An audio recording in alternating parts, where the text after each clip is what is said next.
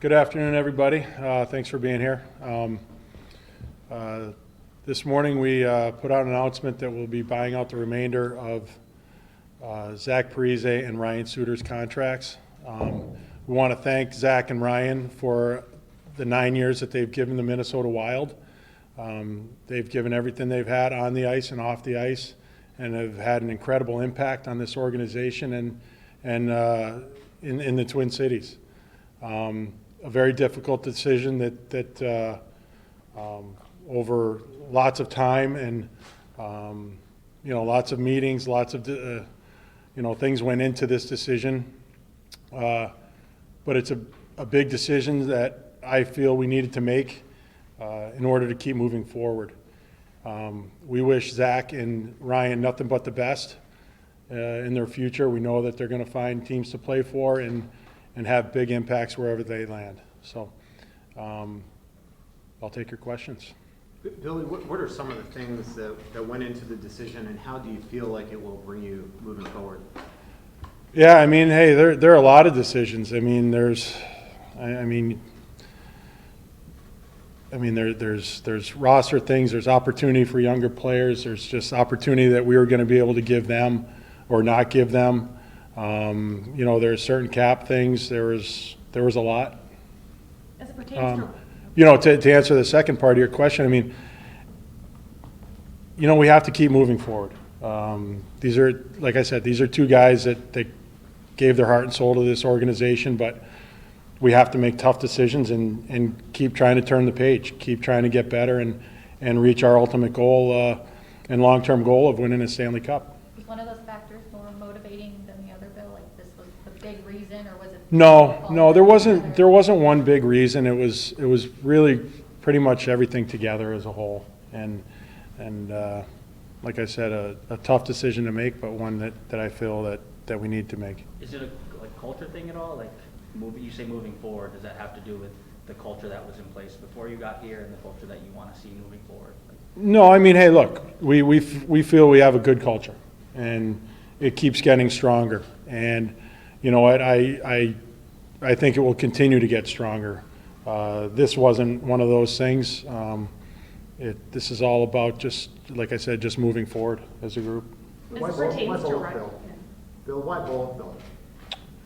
Well, we just felt that it was the proper step. I mean, you know what, we'll definitely get some cap relief this summer. After that it'll be a little bit more difficult, but we just felt like doing both was the right time. How long have you been considering buying out Ryan and his contractor? When did that process start for you? It's like I said, I didn't just wake up this morning and try to decide to do it. It's been a process, probably about 6 or 8 months, and there's been a lot of discussions, a lot of conversations over it, and on both of them.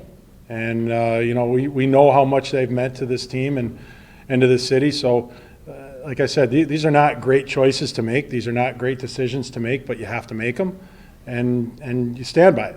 And that's it. Were they something that had a Were significant there role? other options? I mean, were you considering trying to get a trade for either of those guys?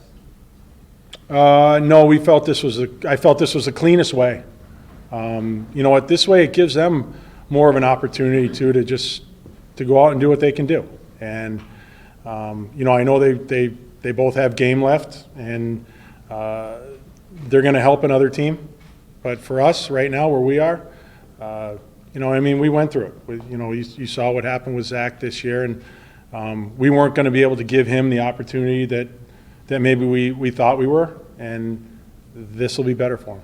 With Ryan, though, Bill, he still played like a significant role last season. Did you not see that carrying forward, or what changed with how? No, hey, look, Ryan was a contributing player as well, but moving forward with 4 years left on his deal, it was just something that we decided was better done now. The year 3 and 4 cap hits, how crippling can that be there if the cap doesn't continue to go up? And do you think that it might have been prudent to maybe wait a little bit to try to trade him when maybe more term of the contract is up? No, I didn't think it would do any good just to wait. Mm-hmm. Hey, look, those years will be tough, but you know what? We're going to have to do a very good job of drafting players, a very good job of developing players, and you know what, injecting some younger, cheaper players into our lineup. And this is a great opportunity for some of those guys. How much did expansion in the protection list play a role in this decision with the protection that's being due at the end of the week?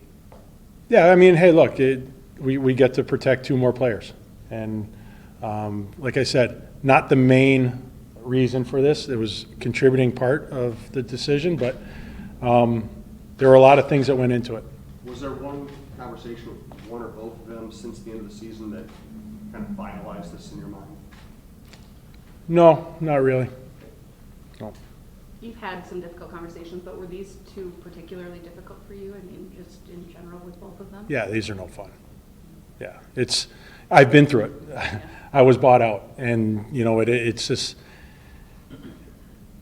it depends on the situation of the player, but these calls are not fun to make. But you know what, you have to, in this position, the chair I'm sitting in, you have to do difficult things. Do you do that in advance, or does that happen today? It happened this morning. Billy, do you, with, the cap situation, I mean, do you now, having this extra money, feel like you can go out if you lose a defenseman on Saturday and you've lost Ryan now, to go out and get a D? Would you go back to Ian Cole? What are you thinking there? Yeah, I mean, that's part of the thing too, is that we really didn't have enough cap space to field a full team. So the cap space will definitely help. This doesn't mean there's just oodles of cap space to spend, carelessly, and we're going to get whoever we want to get, and that's not the case. We need to try to retain some of the players that we have, and yeah, we're going to have to hit the free agent market and try to fill in that way.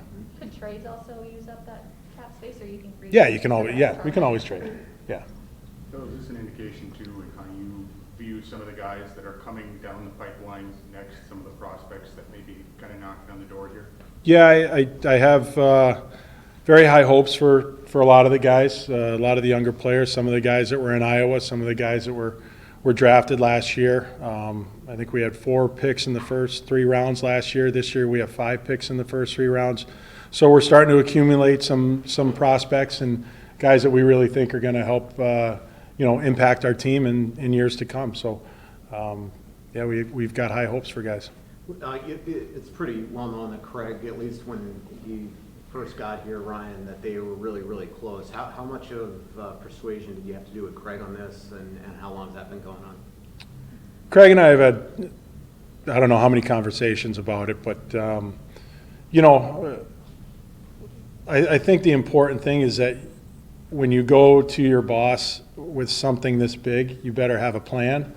And you know what, I've worked very hard with my entire hockey ops group, and you know what, we do. We have a plan, and presented it to Craig, and over time we talked about it many, many times, and you know what, he's in support of this, and he's been aware of what's going on every step of the way, and this wouldn't happen without his blessing and without him, standing right next to me.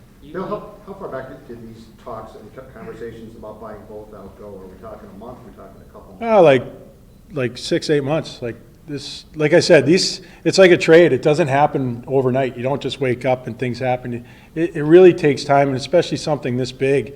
I mean, like I said, these guys had a really huge impact on hockey in Minnesota. So we don't take it lightly. We can't just do a knee-jerk reaction and do something like this. It's important, and you have to spend time on it. And in the end, I do feel that this is the right decision for us, and it will work out for them. You mentioned this was the cleanest way. Did it feel like in your eyes that it was always had to be both? Could it have been one guy just getting bought out? Yeah, I mean, we could have done anything. We could have done one this year, one next year. It just seemed like the right thing to do. It seemed like just the cleanest way to go. Is your expansion list pretty clear cut now, Bill? Do you think you have to make any deals with Seattle to ward them off anyone? Can't tell you that. God. Gotta try. Gotta try. You gotta Any try. updates Yeah. with the contract talks for Parise and Fiala? You said you had talks, I think, last week. Yeah. I spoke to Kaprizov's agent last week. I mean, we have good conversations. It doesn't mean we're getting a deal done tonight, but you know what? Just the fact that the dialogue's open, we're not afraid of going back and forth or taking our time. This is how it goes. With Kevin, we started 10 days ago, roughly. And again, early in the process, but we're starting. Bill, you said at your end of season press conference that the team was making progress and that you were on a road that you felt the team was pushing in the right direction. Does this change any of that, or is this part of that road that you're building? No, this is part of the road. I mean, you know what? We have to continue to change. This team has to evolve, and I know that there was great affection for a lot of the players that we've parted ways with the last couple of years, and for good reason. There's been some good years here, but times change, players get older, new players come in, so we have to keep changing. We have to keep evolving, and this is part of it. It's not a fun part, but this is part of it. This overhaul, Bill, what is the identity, I guess, that you are trying to get the team toward, and how by design is it? Like, did you come in thinking all these moves had to change, or did it happen kind of organically as you were here? This has to change, this has to change.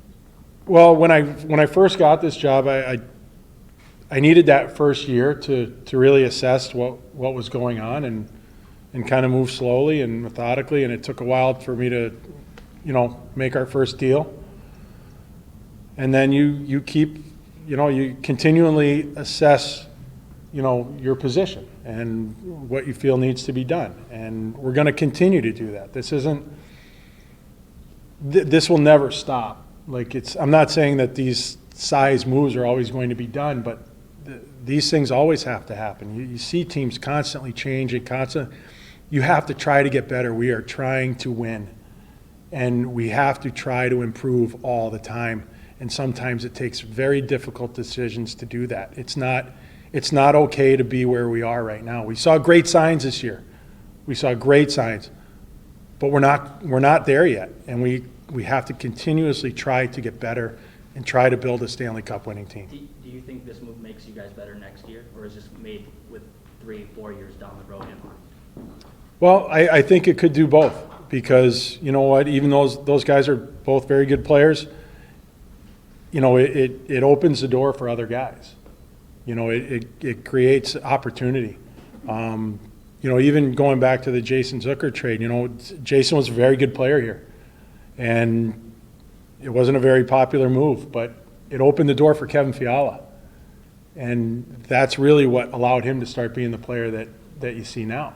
So, you know what? It's a tough day for everybody, but you know what? There are some guys that are going to jump on this opportunity, and that's what we expect. That's what we hope for. What does this do as far as the Kirill and Kevin talks go as well? Because you have freed up some immediate cap room as far as going back to them with Nothing. nothing? No. This does not mean more money for everybody and this and that. Nuh-uh. Nope. Sure. I'm positive. In free agency, to fill in on the D, I mean, would you probably have to go short-term deals just based off that year three? Yeah, I mean, because that's the way it breaks down. It's we got a big savings this year, and it it quickly goes down. And we've planned out for all that stuff. We know what we're in for. It's going to be difficult, but we're gonna try to keep progressing. What other needs might you address in free agency, Bill? Well, we'll see how the expansion draft goes, and I'll tell you. How do the players react or respond to Sloan? You know what? They're supportive. Always difficult when teammates go out, kind of leave. But they're supportive. I think everybody's been happy with the progress that we've made here, and guys are looking forward to new opportunity. But at the same time, two of their buddies are not going to be back, and that's always tough. How about Ryan and Zach? How do they respond to your conversations? It's a tough conversation. I'll just leave it at that. And you know what? They're both good. They're both professional, and it's just it's a tough day. Are there young players still on your radar that, like you said, might benefit from opportunity, like an Addison? Is there anyone else that you think might be able to make that jump into a full-time role? Do you have any suggestions? Well, I guess training camp, you know, I guess you'll get a. We'll get a good look, we'll get a good look, But yeah. I mean, are those the names, I guess, in the ad? Yeah, those are all the names, and you know what, there are other guys too, you know, there's Dewar, there's Duhame, there's, you know, there's a bunch of names. It's a very competitive business, and we want guys to elevate their games and come in and take jobs. Nobody's gonna give you a job in this league. You have to come in and you have to take one. You know, but because of the cap hurt that's going to be coming eventually, it does appear though that your intention is to win right now. Like there's going to be a window immediately to win. Is that your thought process as well? That this team can make a run like Montreal did this past year? Yeah, I mean, like I've always said, we need to expect to win every time we step on the ice. We want to win the Stanley Cup, and that doesn't change. No matter what, that doesn't change. Like I said, with the freed up cap space, we're going to do what we can do to put the best team on the ice, and then we have to take it from there. You know what? We're coached very well. We have great character guys. They competed like crazy this year. We could have won that series. We didn't, but we could have, I felt. And if we continue to build on what we did this year, I mean, we're heading in the right direction. In your time with the Stanley Cup, Bill, did you ever dent it at all? Any putting nicks in it? Can't tell you. You got to take those stories to the grave with me. Bill, you talked about Suter and now Parise and Suter. Are making those difficult decisions sometimes with fan favorite players just part of making a winner? Yeah, and I know I'm not making everybody happy with every decision I make. There are a lot of people that are not happy with me, and that's part of it. You know what? There are some people that are happy, so I just have to do what I feel is right. And I can tell you this: I don't make these decisions lightly. I've been a player. I have been traded. I have been bought out. I have been through a lot, and I know how it affects these guys. So I do not take it lightly. But when I got traded or when I got bought out, I took it one way, but then years down the road, now I know kind of what that GM was thinking or what that situation meant in their mind. It's different. Did you tell them that? Some of the stuff that you went through? Over the period of time, we've had many conversations, and we've had a lot of similar situations. Today, no, it wasn't the time for that today. At the end of the season, I think the last Zoom call after the last game, Suter almost sounded like he was forming some solidarity with Parise publicly. Did they present themselves as a duo that wanted to either stay together or leave together? No, that never happened. No, I think Ryan was just trying to support his friend. Any other questions? When you look at the identity that you're building here, is this now, the identity you want here? Do you have the pieces that you feel that can put this product, this franchise, the way you want it out there, or is there still more to? Obviously, There's always more to go. I mean, you know that, but you know what? We have an emerging core. We've got a solid foundation of guys with, Spurgeon and Brodin and Marcus Foligno and Eric Sinek, Greenway, like Kaprizov.